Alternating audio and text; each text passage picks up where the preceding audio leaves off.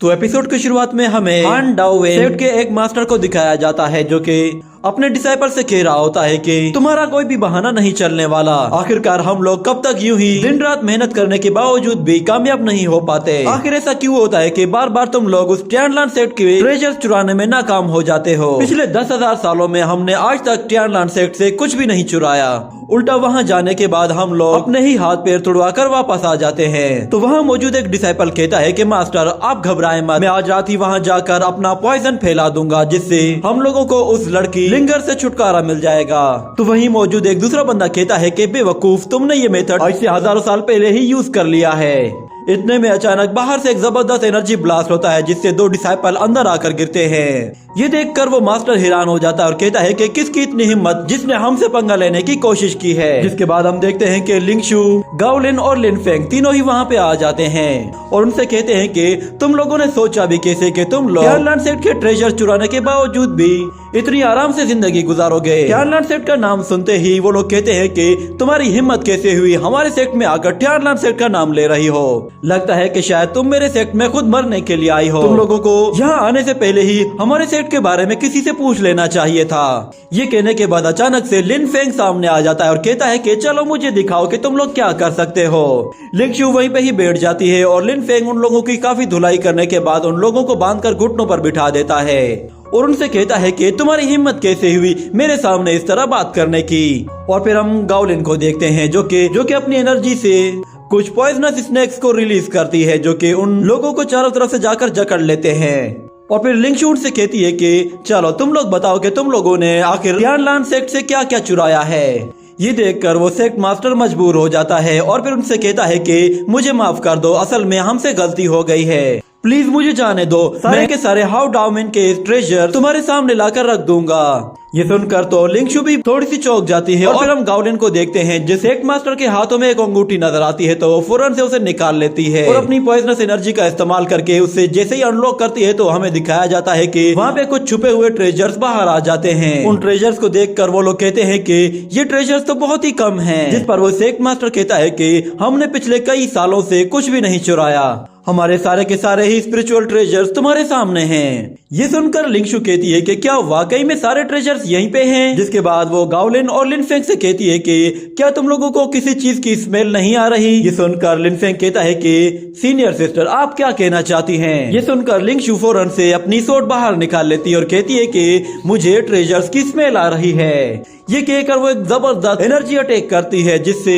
वो sect master बाल बाल बचता है और वो एनर्जी अटैक सीधा एक दीवार पे जा लगता है जिससे वो दीवार टूटती है और उसके अंदर मौजूद सारे ही छुपे हुए ट्रेजर्स बाहर आ जाते हैं। उन ट्रेजर्स को देखकर तो लिनफेंग कहता है कि अच्छा तो इन्होंने यहाँ पे ये सब कुछ छुपा के रखा हुआ था। और लिंगशु उन लोगों से कहती है आज के बाद अगर तुम लोगों ने कभी भी टियानलान सेक्ट से कुछ भी चुराने की कोशिश की तो मैं तुम में से किसी को भी जिंदा नहीं छोड़ूंगी। वो गाओलिन और लिनफेंग से कहती है कि सारे ही ट्रेजर्स अपने पास रख लो। ये कहने के बाद अगले सीन में हम लोग देखते हैं एल्डर फेंग अपने साथ दो साथियों को लेकर माइशी हाल आता है जहाँ पे कुछ डिसाइपल्स और सेक्ट मास्टर होते हैं। वहाँ की जो सेक्ट मास्टर होती है वो एल्डर फेंग से कहती है कि तुम लोग अपनी हद से आगे बढ़ रहे हो, यहाँ तक कि तुम्हारा एल्डर शेन उसमें भी इतनी हिम्मत नहीं है कि वो कभी भी हमसे आकर टकराए। उसने तो तुम्हें भी छोड़ दिया था। आज तक किसी भी इमोर्टल या डीमन में इतनी हिम्मत नहीं हुई कि वो हमारे सेक्ट में इस तरह घुस आए। ये सुनकर एल्डर फेंग उससे कहता है कि मुझे याद आ रहा है कि किसी ने मुझे कहा था कि एल्डर फेंग बहुत ही स्मार्ट बंदा है। ये बात तो सच में वाकई बिल्कुल सही है, मगर मैं ये भी जानता हूँ कि तुम भी चालाकी में किसी से पीछे नहीं हो। ये सुनकर वो पैलेस मास्टर कहती है कि हाँ मैं हूँ तो फिर क्या हुआ, तुम्हें मेरे पैलेस से दूर ही रहना चाहिए। जिसके बाद वो एल्डर फेंग से कहती है कि 10,000 साल पहले मेरे सेक्ट ने टियानलान सेक्ट पे हमला किया था और उसके बदले में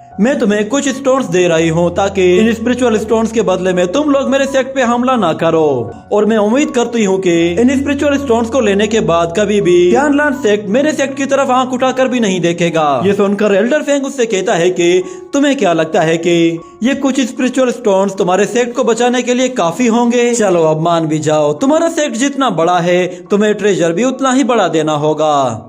ये सुनकर तो उस हॉल मास्टर को बहुत गुस्सा आता है, मगर फिर वो एल्डर फेंग के आगे हार मान जाती है और कहती है कि मुझे तुमसे यही उम्मीद थी। मैं अपने मायशी हाल को तुम्हारे लिए डेडिकेट कर रही हूँ। तुम लोग अंदर आकर अपनी पसंद से कोई भी ट्रेजर ले सकते हो।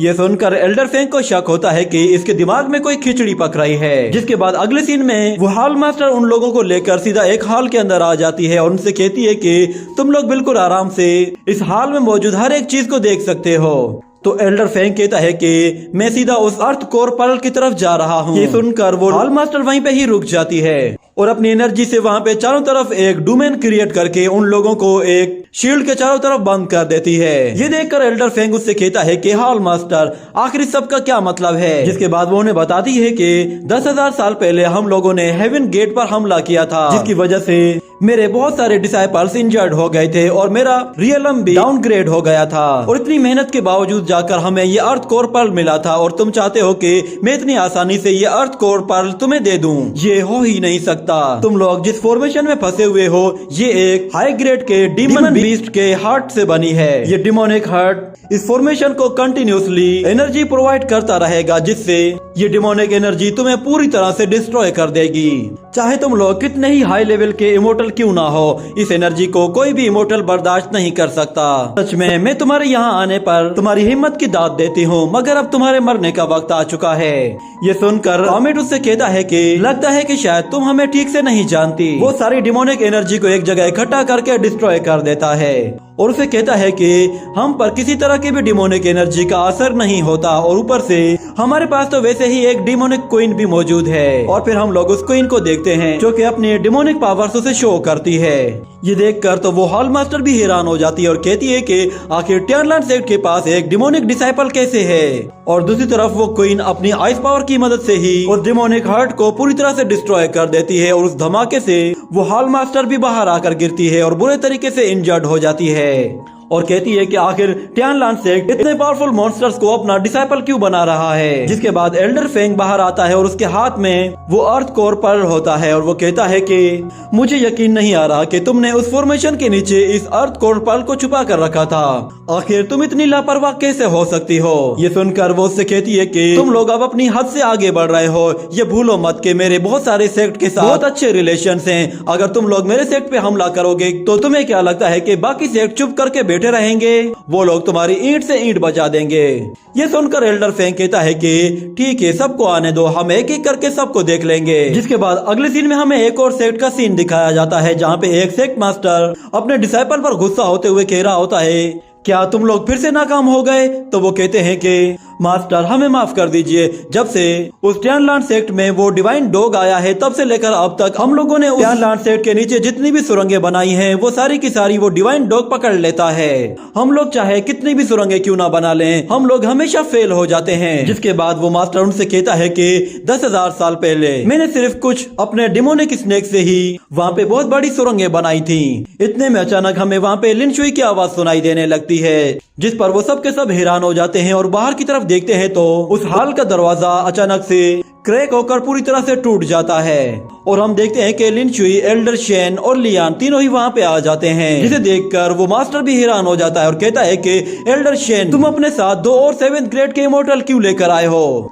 क्या ये सब लोग टियानलान सेक्ट के डिसाइपल्स हैं? तो एल्डर शेन उससे कहता है कि चलो अब वो रिवर और सी वापस करने का वक्त आ चुका है, मगर उसके अलावा तुम्हें उन मछलियों और श्रिम्प और ड्रैगन के लिए उसकी कीमत चुकानी पड़ेगी। ये देखकर वो सेक्ट मास्टर एल्डर शेन के आगे झुक जाता है और कहता है कि हमें माफ कर दो, हम लोग तो शैतान बन गए थे, इसीलिए हमने ऐसी गलती कर दी थी। जिसके बाद वो दिल ही दिल में कहने लगता है कि किसी तरह फिलहाल के लिए इस मुसीबत को टालने के लिए थोड़ी देर के लिए नाटक करना पड़ेगा, जिसके बाद मैं कोई ना कोई रास्ता निकाल कर टियानलान सेक्ट से इसकी भरपाई करवाऊंगा। ये सुनकर लिन शुई कहती है कि अरे जरा देखो तो सही, ये शख्स हमेशा खुद से ताकतवर बंदे को अपने सामने देखते ही उसके आगे गिड़गिड़ाने लगता है। सच में बहुत ही शर्म की बात है, मगर चलो कोई नहीं, मैं तुम्हें जिंदा जाने दे रही हूँ। ये सुनकर वो बंदा बहुत खुश होता है और दिल ही दिल कहता है कि इस लड़की का दिल तो सच में बहुत ही नर्म है। मगर दूसरी तरफ हम देखते हैं लियान को, वो वहाँ पे एक जबरदस्त एनर्जी ब्लास्ट करती है जिससे टियानलान सेक्ट के छुपे हुए सारे ट्रेजर्स बाहर आ जाते हैं। और फिर लिन शुई उससे कहती है कि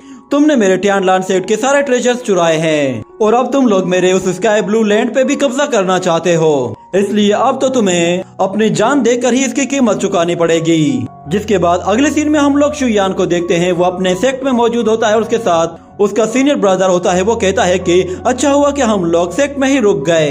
इतने में अचानक लिंगर वहाँ पे 2 स्पिरिचुअल ट्री लेकर आती है और उनसे कहती है कि मैं यहाँ पे ये 2 स्पिरिचुअल ट्री लेकर आई हूँ। मैंने सोचा कि ये बहुत ही खूबसूरत है, तो हमें इन दोनों को अपने टियारलैंड के यार्ड में प्लांट कर देना चाहिए। तो हुआंगफू कहता है कि ये तो इनेट लेवल के यिन यांग वुड ट्री हैं और जहाँ तक मुझे पता है ये दोनों ट्री सांसोयू पैलेस के ट्री हैं। तो लिंगर कहती है कि हाँ, असल में मुझे उनके साथ अपना कुछ पुराना हिसाब किताब चुकता करना था, इसीलिए मैं वहाँ पे गई थी और मुझे वहाँ पे ये दोनों दरख्त बहुत ही अच्छे लगे, तो इसीलिए मैंने सोचा कि क्यों ना मैं इन्हें भी अपने साथ ले आऊँ। ये सुनकर हुआंगफू को काफी हैरानी होती है और वो कहता है कि फेरीलैंड का नंबर 1 सेक्ट एक अकेली लड़की ने डिस्ट्रॉय कर दिया। सच में ये तो बहुत ही खतरनाक है। तो शुयान कहता है कि असल में ये सब कुछ मास्टर ने किया है। मास्टर ने मेरे लिए बहुत सारी चीजें पीछे छोड़ी हैं और क्योंकि तुम मास्टर के ही डिसाइपल हो तो तुम्हें मेरे साथ मास्टर की कुछ बातें शेयर करनी चाहिए। जिसके बाद वो उससे कहता है कि चलो मुझे कुछ फेरी वर्ल्ड के बारे में और बताओ। ये कहने के साथ ये एपिसोड यहीं पे ही एंड हो जाता है।